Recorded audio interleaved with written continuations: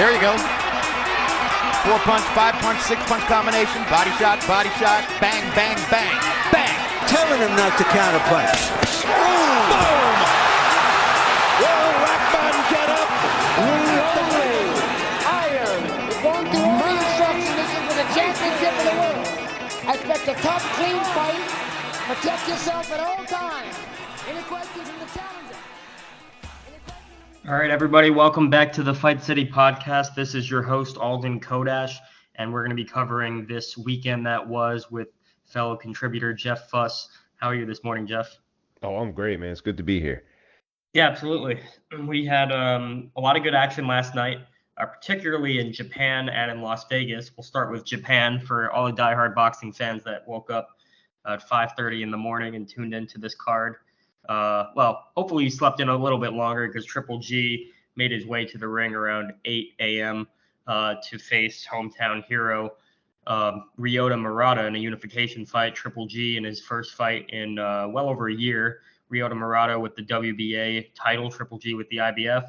And Triple G got the 9th round knockout. I think there's kind of a very mixed reaction that I'm seeing on social media. A lot of people are thinking, Triple G is back, look out Canelo. And then, a lot of the Triple G haters obviously are thinking he'd be cannon fodder for Canelo. And then I guess you got people like me that, I'm impressed by Triple G's performance. I thought this truthfully was the best he's looked since the second Canelo fight. But, I don't think I'm not overly excited for his third fight with Canelo, which has been pre-agreed to, because it doesn't really change the narrative that Triple G is, 40-year-old fighter, and he's good for his age, and he's certainly one of the best at 160. But against a guy like Canelo, who's bigger and better since their second fight, I think he would just be too much. What was your take? I agree with everything you just said. I thought him coming in at 160, for a 40-year-old man, wow. Catch him at like a kid's little league baseball game. I'm not picking a fight with that guy. That guy was shredded. Yeah. It's consistent jab, which was obviously helped set up the knockout for him here for this fight. But like you said, I think age is starting to show. Hey, he looked great for a 40-year-old fighter. Obviously, power is probably the last thing that goes with the fighter. Devastated Murata, except some of the vulnerabilities were clear, especially in the past couple of other fights that he's had. Taking body shots, right? He's wincing at them. He's visibly showing he's uncomfortable. No amount of sit-ups at whatever age is going to help prevent that. And as we all know, Canelo Alvarez's body shots are devastating. So a third fight just doesn't seem, especially with how long it was taking him. Mind you, I guess he's fighting off ring rust, right? 16 months out is quite a bit of time, especially for an older fighter. But that slow start that he had at the beginning of this fight with Murata, he definitely needs to get more of that ring rust off if he's going to be facing Canelo again. Yeah, especially an older fighter who is arguably overtrained against Murata based on the fact that the fight was canceled due to COVID reasons earlier. I think it was late last year. It was supposed to go down. Triple G, he might have been shredded because he was overtrained, and that might have cost him his legs a little bit. I thought his footwork looked probably the most 40-year-old like of any attribute that he showed in the ring on Saturday. But I also think it's important to kind of get real about the opposition. We got to remember that Ryota Murata, he's a tough guy, and he's definitely represented himself well and put on a good effort. But, he was nearly shut out by Rob Brandt just a few years back. And he also has lost Hassan Najikum, who, not trying to be mean, but, top level opposition shouldn't be losing to that guy. Although Najikum is a tough fighter. Triple G, he looked good, but against limited opposition. And he would be moving up past 160 for the first time in his career to fight Canelo, who's going to be fighting at 175 against arguably the number 2 man in the division right now in Dimitri Bivol. There's a lot of reasons why, if I were Canelo, I know Canelo has mentioned that this could be personal. The third fight, he might not have got over some of the remarks Triple G made about the clenbuterol usage in the second fight. But I would be more excited to fight and prove myself against an Artur Beterbiev if Beterbiev gets by Joe Smith than I would be to to fight a guy that I've already fought 24 rounds against. And in my mind, I think Canelo thinks that, Canelo's won the majority of those 24 rounds. So I don't know. Yeah. It's Canelo's chasing legacy right now. I mean, it's not going to hurt Canelo's legacy by no means if he fights Triple G again, especially if he beats him decisively in this outing. But the challenge aspect, I'm not sure if it's going to captivate him as much as him against Beterbiev would be. Yeah, I'm curious. GGG definitely thinks that he won. He says it's not personal, it's business. So part of me is like considering, you're at 160, you just unified. Why are you not getting the other belts at 160? Yeah. Yeah. So is this kind of like, he's 40? Is it a fight that will attract fans, a last minute money grab? If it is, hey, kudos to him. He has the chips, obviously, to be able to make this fight happen. I guess they already have something, like you said earlier, agreed to. I don't know if I really want to watch it, but hey, if it does happen, I guess I'll watch it. It's an event, and still captivates. I mean, Triple G is more of a household name than Artur Beterbiev is. Although Canelo is the cash cow of boxing, so he might be making a little bit less if he fights Beterbiev than Triple G based on how big an event the third fight with Triple G would be. But, Canelo, he makes enough money, in my opinion, and probably his own, that marginal more amount of money he'd be making to fight Triple G might not outweigh the fact that he would make more of a legacy for himself with a win over Artur Beterbiev if Beterbiev gets by Joe Smith.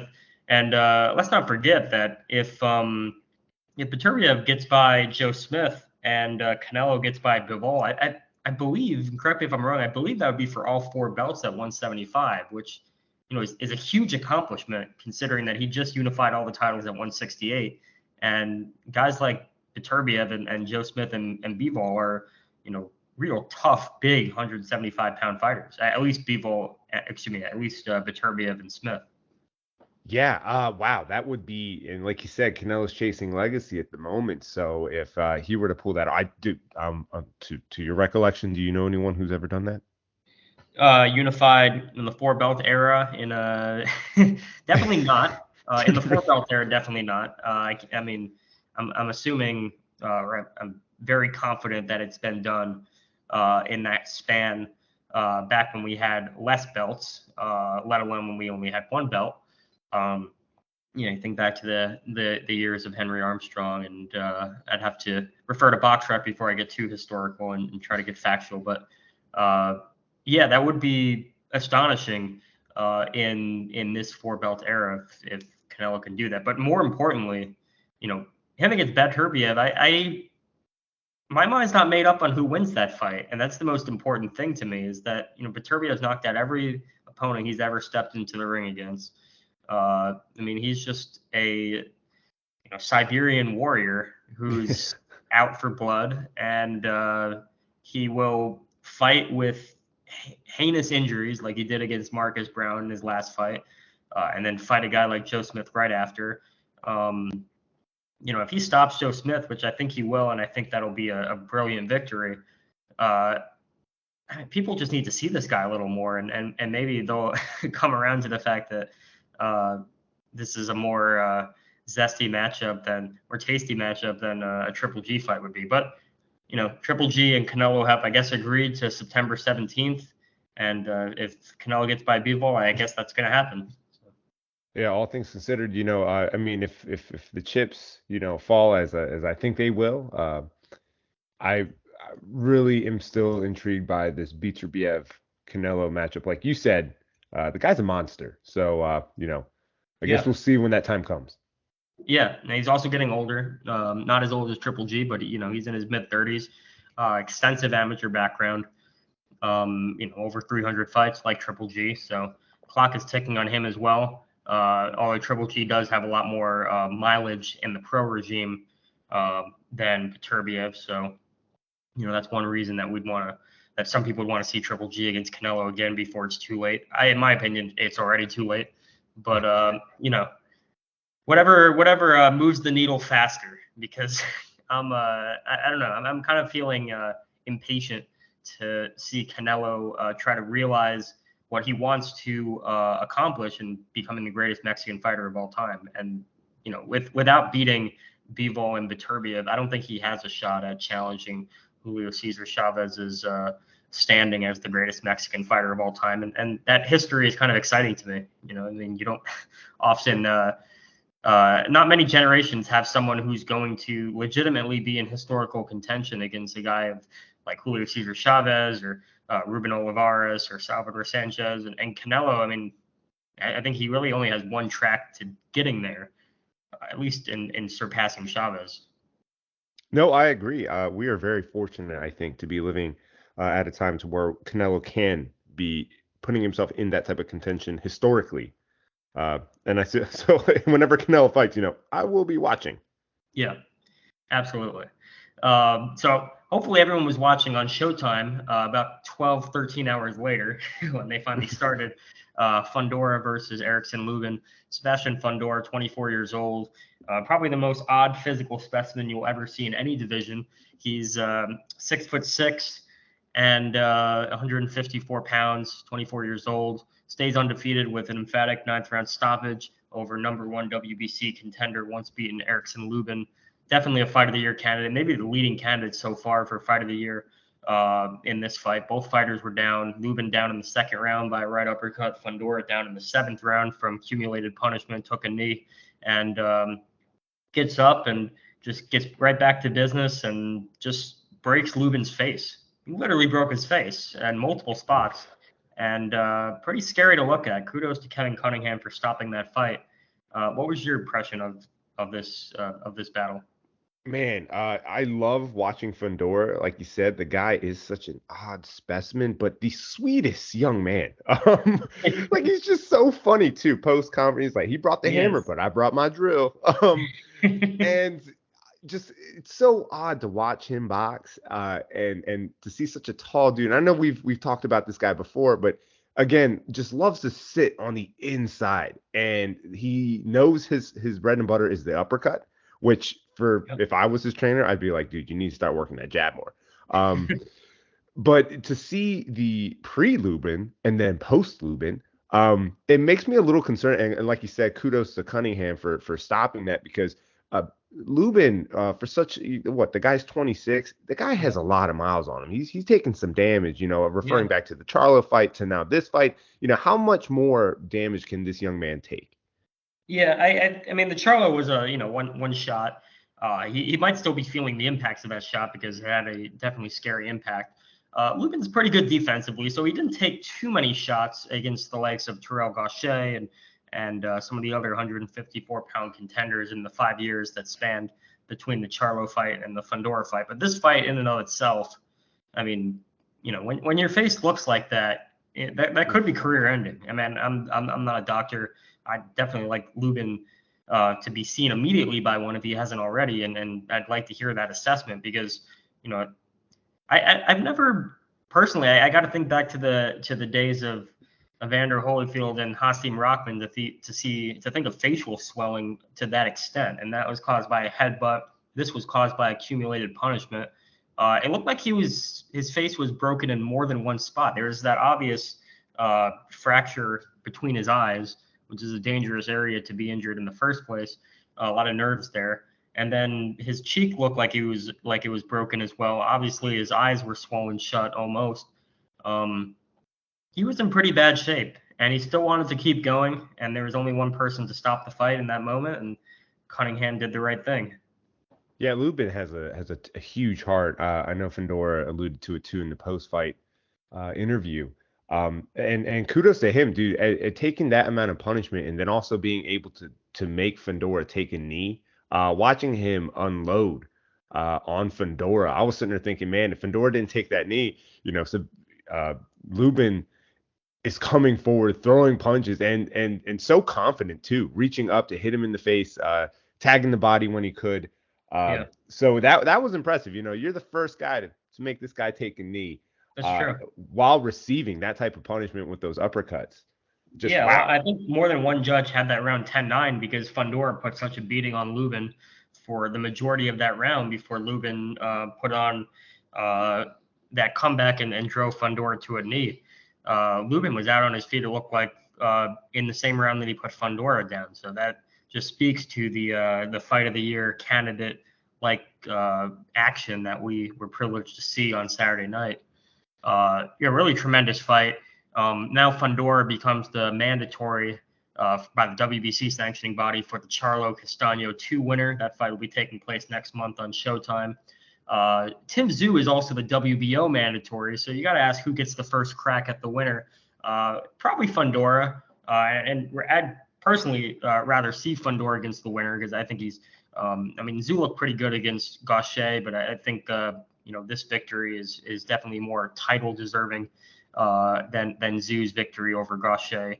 Both definitely worthy contenders, but I'd really like to see Fundora face Charlo Castaño 2 winner, later this year, depending on the state of the winner of that fight. Yeah, I'd be excited to see, anyone fight Fundora next, the Castaño or Charlo, just because we both know Castaño, heavy volume puncher. I'd like to see how he fares against Fundora, especially with Fundora fighting on the inside like he does. And then as well as the power matching with Charlo.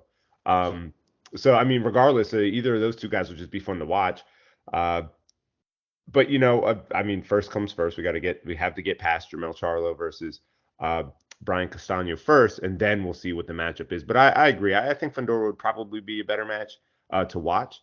Also, Tszyu, he made his U.S. debut against Kashaw, right? Yep. Not more than just a month ago. So I'm not quite sure where Tszyu would fit in, I guess, with the American mainstream fans. But for now, just making his first appearance on U.S. soil. Yep, and he didn't score the knockout. I thought he looked pretty good against Gaucher, but Gaucher's already been beaten by Erickson Lubin, and he had Tszyu down. So there's an argument that Tszyu needs a little more polishing on American soil before he gets that shot. But I think he's ready for the winner of Fundora and the winner of Charlo Castaño too. I think, I think we have a very good 154-pound division right now. It just got even better, and just priorities really. Fundora, when you win a fight like that, it's kind of hard to not make the case to be next in line after that. So we'll see what happens. I gotta wonder about Fundora going down against Lubin, how he would take the power of Jermell Charlo should Charlo come out victorious though. That is a very good question. Ooh, man, because I think he has Charlo's number with that activity until he gets hit. which he's not alone. There's a lot of fighters that are technically better than Charlo that outwork him. Even Tony Harrison in the second fight was doing very well on the inside against Charlo until he got cracked. But yeah, Fundora, Lubin's a good puncher, but no one's punching power really stacks up to Jermell Charlo, who in my opinion is maybe the best pound for pound puncher in the sport. Yeah, I suppose that would. I wonder if Fundora and them, going home, obviously enjoying the win, celebrating for a little bit, gets back to work, considering, because he even said in the post-fight interview he thinks Charlo's going to defeat Castaño. Yeah. He thinks that, Castaño can't stand up to the power of Charlo. So hopefully, I guess, in the event that, Charlo wins, they're preparing for, I don't know how you prepare for power shots, but how to try to alleviate that issue when the time comes that these two face each other. He's got huge physical advantages over Charlo that he's not going to use at all because he's an inside fighter, as you mentioned, always has been. That's his approach. 6'6" against Charlo's. I'm not sure how tall he is. I'm guessing somewhere around 5'10". He's not going to use those 8 inches, nor the reach advantage as well, which will privilege us to another great fight as long as it lasts. But he's got to be careful about what's on the receiving end. And Charlo, unlike Erickson Lubin, doesn't have a suspect chin. Charlo definitely could take a lot of great shots. He's been shaken up by Brian Castaño, but didn't go down and came right back. And it'd be very interesting to see if he can come out on top in the rematch against Brian Castaño next month. That's a great fight. a lot of great fights happening at 154. And it's such a great division, but you got to wonder when some of these guys are going to help out the middleweight division because it seems like some of the best fighters at middleweight are thinking about moving up to 168 or about to move up to 168 soon. Think about obviously Triple G, who we just spoke about, and Demetrius Andrade is going to move up to 168. We got a very weak 160-pound division and a very strong 154-pound division. So let's strike while the iron's hot and make some of these big matches at 154 now before we start seeing some more transitory movement between divisions. We can only hope. I mean, like you said, that 160 division starting to look pretty bleak. And then hopefully we can get some of these. Can we get a junior middleweight tournament set up? And then some of these guys, eventually will start bumping up to that 160 division. I mean, I would personally like to see Fundora at 160. That guy with that frame. A guy like Fundora with that frame would make for a big cruiserweight. Hell, it'd make for an average size heavyweight. 160. It would be kind of a small leap in terms of how big and long he is. I think he would be a very dominant force at 160. At least if he can withstand some of the power that we've seen him tested against, and if he can take some of the best shots of Jermell Charlo if Charlo comes out on top next month. A lot of interesting stuff at 154. Another great week for the division. All three fights. We had Tony Harrison, impressive victory over Sergio Garcia. And then we had, the opening fight we probably won't want to talk too much about because Brian Perella was involved in yet another draw, even though he has Roy Jones in his corner. But, a lot of big stuff at 154. So exciting division. Fundora rises to the top. And, let's see how he does against the undisputed champion. God forbid another draw, but I'm hoping that we'll finally have a 4-belt era undisputed 154-pound champion. Hopefully, fingers crossed. But then again, this is boxing. Yeah, very close fight in the first fight. I guess before we wrap things up, who do you have in the second fight of Charlo and Castano? I think I'm gonna go with Fundora stated. I think Charlo is gonna take this one. Even though I do like Castano, I do, and I really did enjoy that first fight. But I'm going to edge it with Charlo just because of the power that he has, and then he's able to go home, reassess what was wrong in the first fight, and I think that they'll come out on top. Yeah, I think there's more upside for Charlo against Castano in the second fight, in my opinion. I think Castano fought a perfect fight in the first fight and unfortunately came up short. Very close fight. A lot of people thought he won, but Charlo almost had him out of there on several occasions. And I think if he modifies his game plan a little more and fights a smarter fight, stays off the ropes, and is more active, he might be able to score the knockout or at least a decision victory. Regardless, I think we're all just hoping for a great fight, just like the first fight. And probably won't be as good as Lubin and Fundora, but hopefully something in that ballpark to keep the division spicy hot. So that's pretty much all we have today, fans, for the Fight City podcast weekend that was. Thanks so much, Jeff, for joining us, and encourage everyone to check us out on thefightcity.com for more exciting news to come. Hey, appreciate it, Alden. I expect a tough, clean fight. Protect yourself at all times. Any questions from the challenger?